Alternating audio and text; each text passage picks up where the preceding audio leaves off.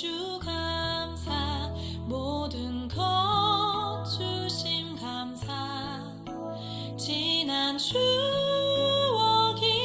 감사 주 내 곁에 계시네 향기로운 봄철의 감사 외로운 할렐루야. 오늘도 좋은 날입니다. 2월 첫째 주일. 어떤 분들은 벌써 2월이야? 라고 얘기를 하시는데요. 저는 다르게 생각하기로 했습니다.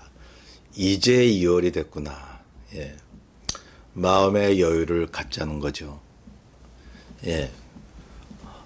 어쨌든 시간은 흐르게 되어 있습니다.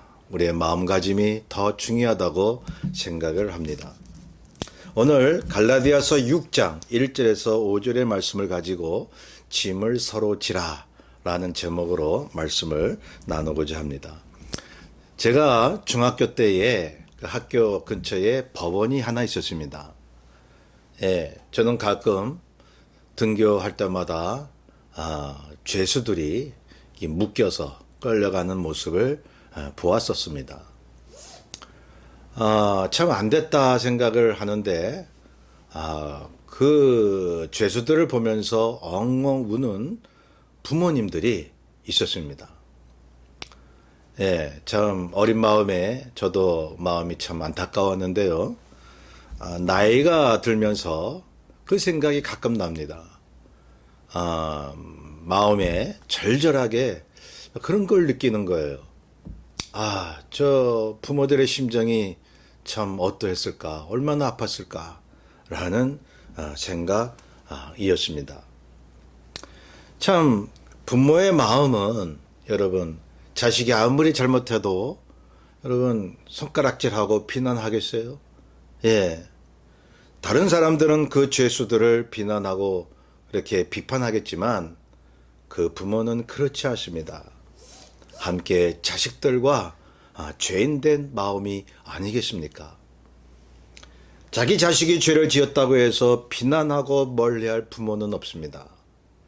함께 죄를 느끼고 우는 것입니다. 함께 짐을 지는 것입니다. 누가 짐을 억지로 지라고 한 적도 없는데 그냥 자기 자식이니까 함께 아픈 거죠.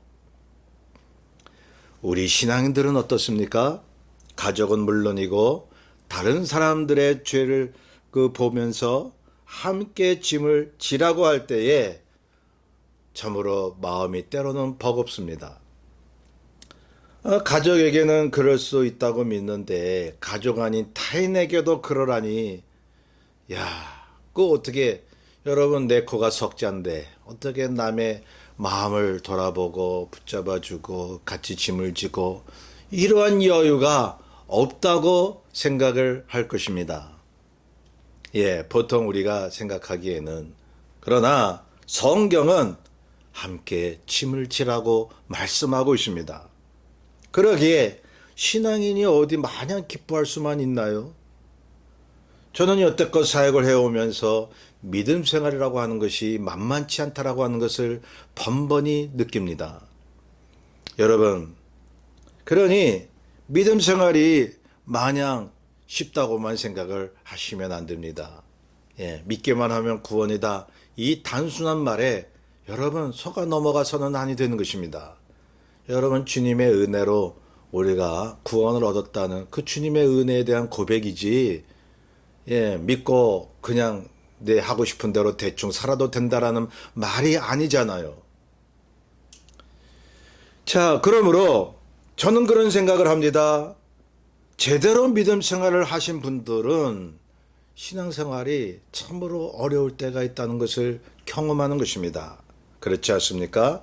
성령께서 주시는 기쁨이란 반드시 하하호하고 마음이 뛸 듯이 좋은 것만은 아니라는 것을 경험하기 때문인 것입니다. 전에도 말씀드렸듯이 진정한 슬픔이 있는 진정한 기쁨이라 해요.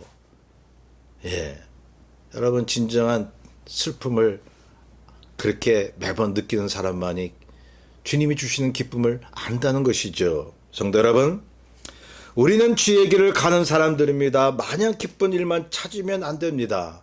십자가를 져야 합니다. 십자가 속에 참 기쁨이 있기 때문입니다. 그래야 영적으로 우리가 섭니다. 저와 여러분에게 주의 길을 가는 동안 많은 아픔과 짐이 온다라고 하면 여러분 너무 노여하거나 슬퍼하지 마십시오. 여러분 정상이에요. 제가 강조하는 게 그겁니다. 왜 신앙인들 중에는 정상인 것을 비정상으로 생각하고 비정상적인 것을 정상으로 생각하는 적이 많이 있나요? 우리는 참으로 세상 사람들의 생각을 따라가서는 아니 되는 것입니다. 주님이 주시는 참 기쁨과 영적인 깊이를 아는 크리스천은 주님과 같이 남의 일을 자기 일처럼 돌보는 것입니다. 예, 내 코가 석자인데도 주님이 그러라고 말씀하시니까 그렇게 사는 거예요. 힘들지만. 힘든 속에 참다운 보람과 가치가 있는 게 아니겠어요? 남의 일을 자기 일처럼 돌본다라고 하는 것이 여러 가지 있지만 오늘 본문에 의거해서 말씀을 드리고자 합니다. 본문에 보면 1절에 이렇게 바울이 갈라디아 교인들에게 말합니다. 형제들아, 사람이 만일 무슨 범죄한 일이 드러나거든 신령한 너희는 온유한 심령으로 그러한 자를 바로잡고 너 자신을 살펴보라. 너도 시험을 받을까 두려워하라고요. 갈라디아 교회의 가장 큰 문제가 뭐였죠? 예, 거짓 교사들이 들어왔습니다. 예수 그리스도의 십자가 은혜로만 우리가 구원을 얻는 것인데 율법을 지켜야 한다고 하는 거예요. 율법이 구원의 조건이 된다고 가르치는 거예요. 그래서 교인들 중에는 그런 거짓 교사한테 막 미혹이 되고 넘어가고 어떤 사람들은 또 다른 죄에 빠지고 그러한 것들을 바울이 보면서 범죄한 자가 있거든 바로 잡으라고 말하고 있는 것입니다. 예, 그들을 온유한 심령으로 바로 잡으라, 권면하라는 것입니다.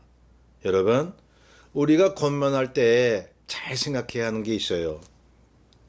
여러분, 잘못하면 정죄가 되기 때문에 그런 거죠. 여러분, 권면과 정죄는 엄연히 다른 것입니다. 많은 사람들이 이것을 오해하고 있습니다. 주님께서 가늠한 여인이 붙잡혀 왔을 때에 다른 사람들은 돌을 던지려고 그러고 정죄하려고 그랬죠. 주님은 말씀하셨어요.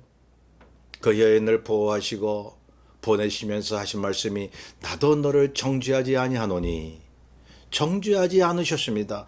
그러고는 뭐라고 말씀하셨습니까? 다시는 가서 죄를 짓지 말라고 말씀하셨습니다. 권면을 하신 것입니다. 정죄는 아니하되 권면은 하라고 말씀하고 있습니다. 주님처럼 말이죠.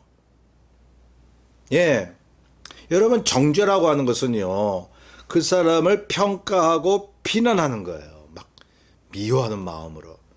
막 내가 재판장 자리에 앉아가지고 너는 이렇고 저렇고 그러면서 막 심판하듯이 하는 게 정죄거든요. 예.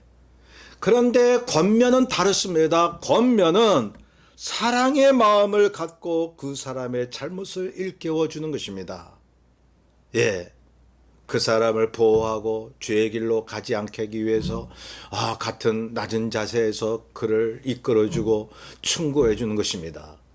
그러니 내가 저 사람에게 뭘 얘기를 하고 싶은데 정죄가 될지 권면이 될지 여러분 자신을 생각해 봐야 되는 거예요. 저는 많은 경우를 봤어요. 사람들한테 얘기하는 게 다 정죄식으로 얘기하더라고요. 여러분, 예수를 오래 믿어도 참 말을 할 줄 몰라요. 마음을 다스릴 줄 몰라요.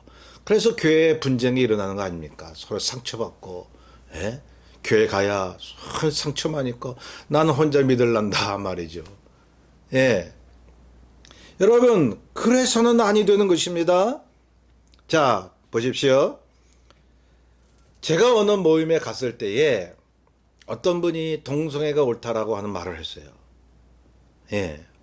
그럴 때 저는 그분에게 성경적으로 보면 동성애는 죄라고 분명히 말씀하셨습니다. 한두 번도 아니고 여러 번 성경의 구약에서 신약까지 다 말씀하고 있는데, 예? 동성애는 그 사람들이 하고 싶어서 그렇게 하고 있지만, 예? 동성애가 하나님이 주신 성이다라고 그렇게 믿고 있지만 분명히 성경적으로는 이건 죄다. 그래서 저는 그 사람한테 이야기를 하고 싶었습니다. 그리고 제가 친한 그분 어떤 분에게 말했습니다. 아, 저분에게 그런 얘기를 해줘야 되지 않겠느냐 했더니 그 친한 그분이 저한테 막 얘기를 하는 거예요. 아니 어떻게 그걸 막 정죄할 수가 있느냐고. 나도 동성애가 죄인 줄 알지만 어떻게 함부로 얘기를 하냐고. 정죄하지 말아야 된다라고. 그래서 저는 그분에게 말했습니다. 그게 어떻게 정죄냐고. 내가 동성애가 죄가 아니고 하나님 주신 성이다라고 하는 사람을 미워하고 심판하듯이 그것은 잘못이라고 얘기하면 정죄이지만 그 영혼을 사랑하는 마음으로 일깨워주면 권면이라고 말을 했습니다. 그랬더니 그 친한 분이 어떻게 우리는 완전하냐고. 우리도 부족한데 어떻게 그거를 얘기할 수 있느냐고 얘기를 하는 거예요. 그래서 제가 또 얘기했습니다. 그러면 우리가 다른 사람들에게 어떻게 말씀을 전하고 전도하겠냐고. 예, 우리가 완전해서 전도하냐고. 막 그랬더니 그때부터 그 사람과 저는 틈이 갈라지기 시작했어요. 예, 저를 아주 이상하게 보는 거예요. 정죄하려고 하는 사람으로. 여러분 말씀드렸듯이 정죄와 권면은 다른 것입니다. 권면하라고 성경은 말씀하고 있습니다. 죄에 빠진 자를 바로잡으라고 말씀하고 있습니다.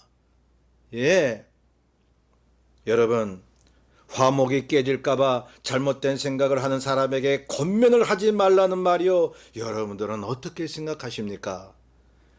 주님의 십자가의 화목을 위해 갈등이 필요할 때가 있다는 것을 우리는 믿고 있습니까? 우리 주님께서는 갈등을 주러 오신 분입니다. 십자가와 세상은 절대로 타협할 수가 없습니다. 그래서 복음을 증거하고 주님의 뜻대로 살다 보면요. 세상 사람들과 갈등이 생길 때가 많아요. 여러분 그렇지 않습니까? 그거 경험하지 않으세요? 권면을 해서 상대방과 내가 갈등을 겪고 틈이 생긴다 하더라도 주님의 말씀을 따르시기를 바랍니다. 상대방의 영혼을 사랑한다면 잘못을 일깨워주고 악의 길로 돌아서게 해야죠. 예, 권면해야 하는 것입니다. 이것이 본문 2절에 나온 것처럼 짐을 서로 지는 것입니다. 여러분, 이 짐을 지십시오. 주님의 명령입니다. 잘못된 사람을 바로 잡아줘야 하는 것입니다. 그런데 말이죠. 그러한 자를 바로잡고 권면하려면 권면하고자 하는 내가 해야 할 일이 있다는 사실입니다. 첫째로 본문에 나온 것처럼 신령하고 온유한 심령이 되어야 합니다. 여기 신령하다는 말과 온유하다는 말은 근본적으로 같은 의미인 것인 거예요. 믿음을 가진 네가 권면하라 이거예요. 예, 여러분 신령하다라고 하는 게 무슨 도사처럼 예, 그렇게 지팡이 짚고 여러분 그런 것입니까? 신령하다 온유하다라고 하는 말은 주의 뜻대로 사는 믿음 있는 사람을 이야기하는 거예요. 그래서 여기 조건이 붙습니다. 신령한 너희가 권면해줘라. 내가 믿음대로 살지 못하는데 어떻게 남을 권면할 수가 있습니까? 내가 상대방을 권면한다고 할 때에 우선 내가 권면하는 말이 맞는가를 봐야 하는 것입니다. 그렇지 않습니까? 여러분 어떤 사람은 남에게 충고하고 권면을 해준답시고 막 하는데 말이죠. 제3자인 제가 보기에도 권면하는 사람이 틀린 말을 하는 거예요. 여러분 권면을 받는 사람이 어떤 상황에 있는 줄 알고 어떤 생각에서 그 말과 행동을 했는지 그러한 것을 모른 채 자기 생각만 하는 거죠. 여러분 그러한 예들이 많이 있습니다. 하나님의 말씀으로 너 이거 고쳐야 돼. 너 이렇게 살아야 돼라고 얘기하는데 잘못 얘기하고 있는 거예요. 그 사람은 그런 행동을 한 게 정말 그럴 수밖에 없는 행동이었어요. 그런데 주님 보시기에도 주변에서 보시기에도 그건 잘못한 일이 아니었어요. 그런데 권면한답시고 막 하는데 결국은 나중에 보니까 권면하는 사람이 틀린 경우가 있어요. 그러니 제가 드리는 말씀이 이것입니다. 권면하기 전에 저 사람에게 권면할 만한가? 저 사람 컨텍스트, 저 사람 상황에 맞는 말을 내가 하고자 하는가? 여러분 그거 생각하셔야 돼요. 중요한 것입니다. 막 그냥 아무 말이나 권면한다고 막 할 때에 그게 충돌이 일어나고요. 그게 교회에 어떤 갈등이 될 수 있다는 말인 것입니다. 자, 그러니 상대방이 무엇을 잘못하고 있다고 생각할 때에 상대방이 왜 그런 생각을 하고 그런 행동을 했는지 그 사람의 상황과 배경을 확실히 살펴야 하는 것입니다. 그거 살피지 못하고 있다면 침묵하세요, 그냥. 예. 그냥 침묵하시라고요. 예. 교회에서 뭐 이렇게 말이 많아요. 참, 교회에서 왜 사람들이 말을 많이 하는데 그게 어떤 주의 은혜를 나누고 서로 덕이 되는 말이면 좋은데 그냥 사사건건 상처 주는 말, 막, 예, 말씀드렸잖아요. 말을 되게 할 줄 몰라요. 나이를 잡수셔도. 예. 여러분, 그래서 교회나 우리가 필요하다면 말이죠. 이 상담학 대화법을 가르쳐야 돼요. 참 말을 실수를 많이 합니다. 예. 자, 그러므로 남이 무엇을 잘못했을 때에 일단 생각을 해야 되는 것이 뭐냐 하면 왜 그럴 수밖에 없는지, 저 사람이 왜 그러한 말을 했고 행동을 했는지 한번 곰곰이 생각을 해보시라는 거죠. 충분히 기도하고 말씀으로 생각한 후에 아무리 봐도 상대방의 잘못이다라고 확신이 들면 그때 사랑과 권면으로 그 사람을 어드바이스 해주는 거예요. 조심스럽게 그것도 물어보면서 말이죠.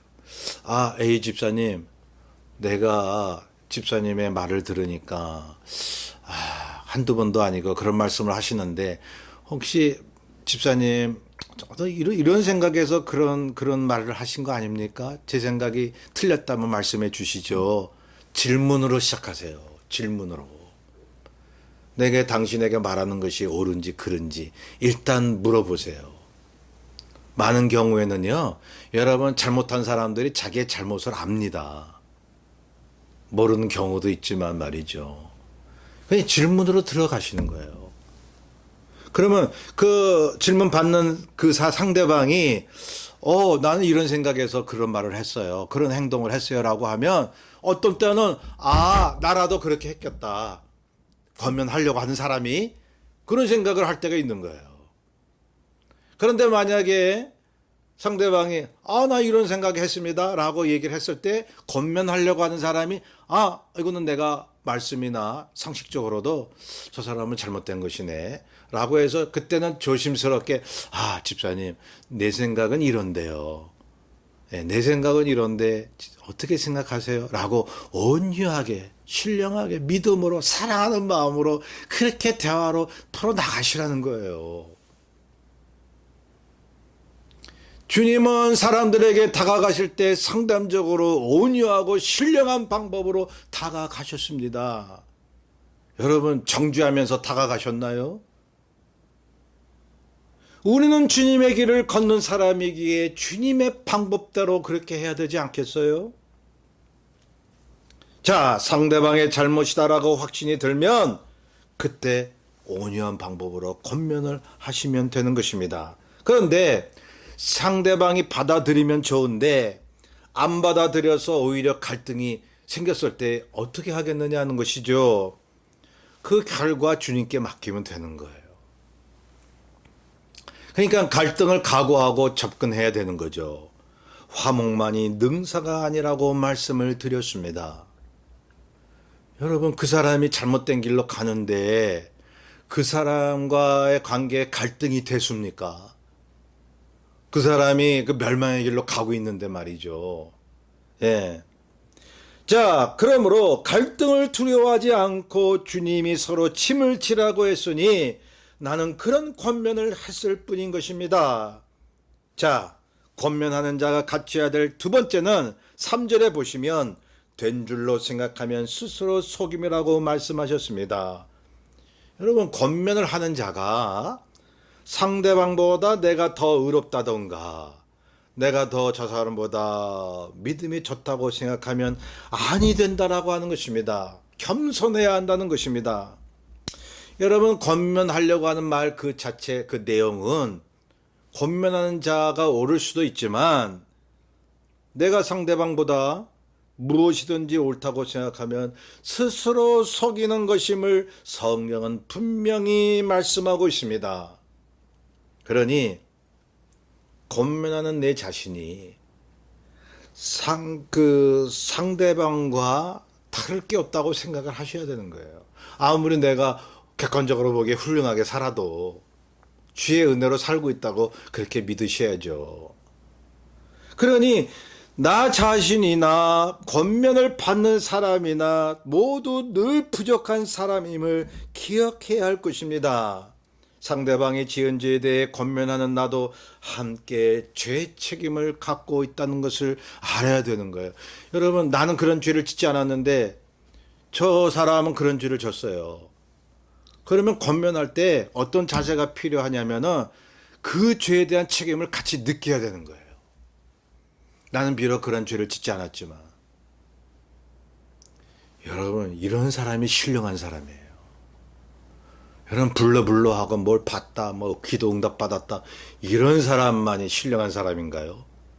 정말 깊이 있는 영적인 그런 성숙을 하는 사람은요, 남의 잘못을 비난하기보다 같이 책임감을 느끼는 거예요. 그래서 같이 기도하는 것입니다. 주여, 내가 저 사람을 위하여 더 깊이 기도하지 못하였나이다.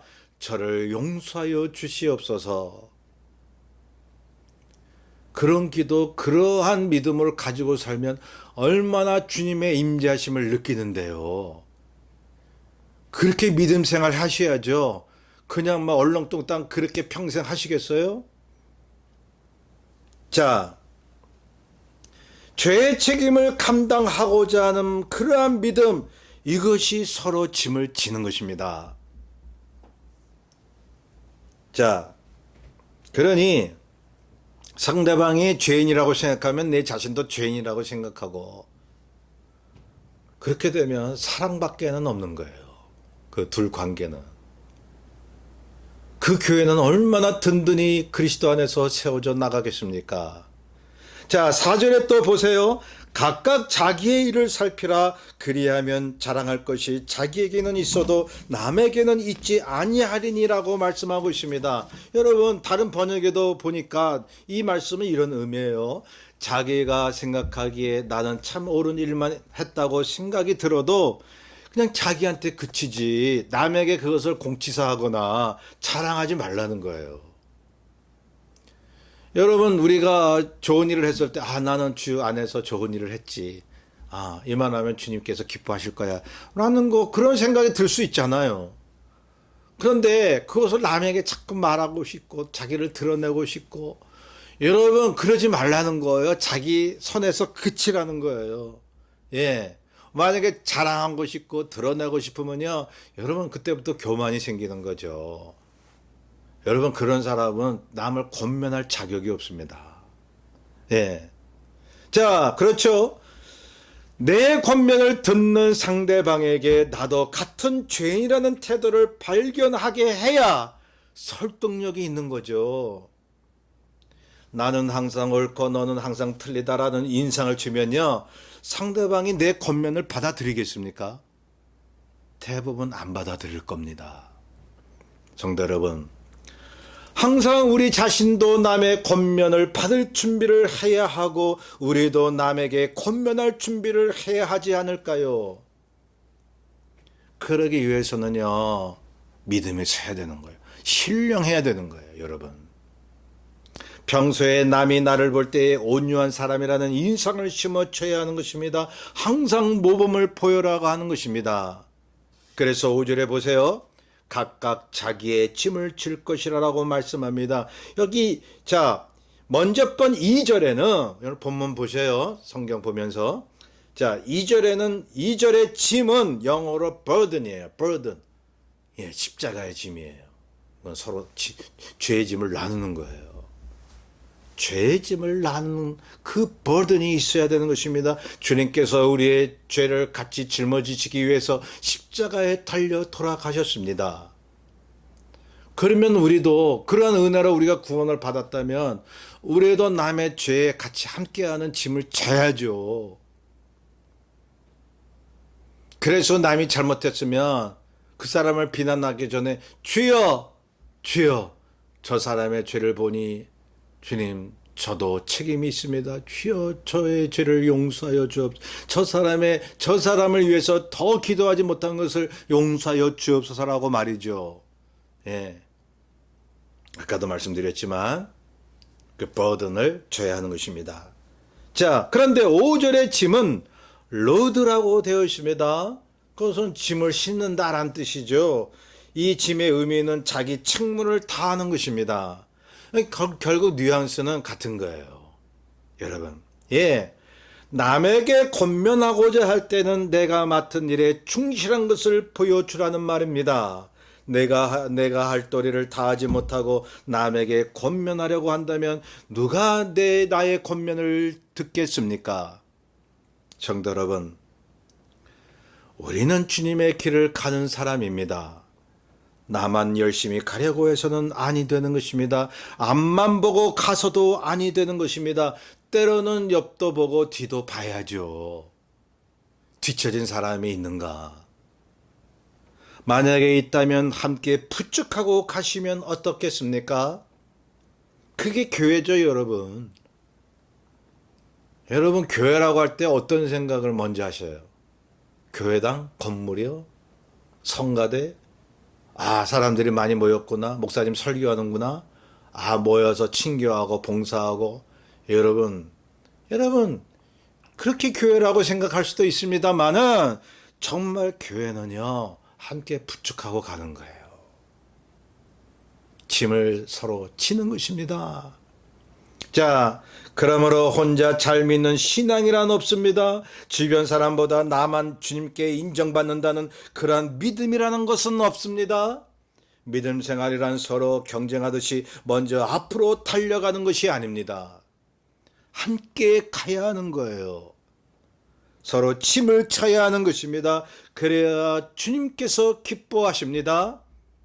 이런 신앙을 가짐으로써 우리 가족, 우리 교회 성도들 모두 뒤처진 사람들 없이 주님 앞에 함께 서서 천국의 기쁨을 누리는 그러한 우리 모두의 신앙생활 되시기를 주의 이름으로 축원합니다. 우리 뜻을 잘 생각. 날 구원하신 주 감사 모든 것 주심 감사 지난 주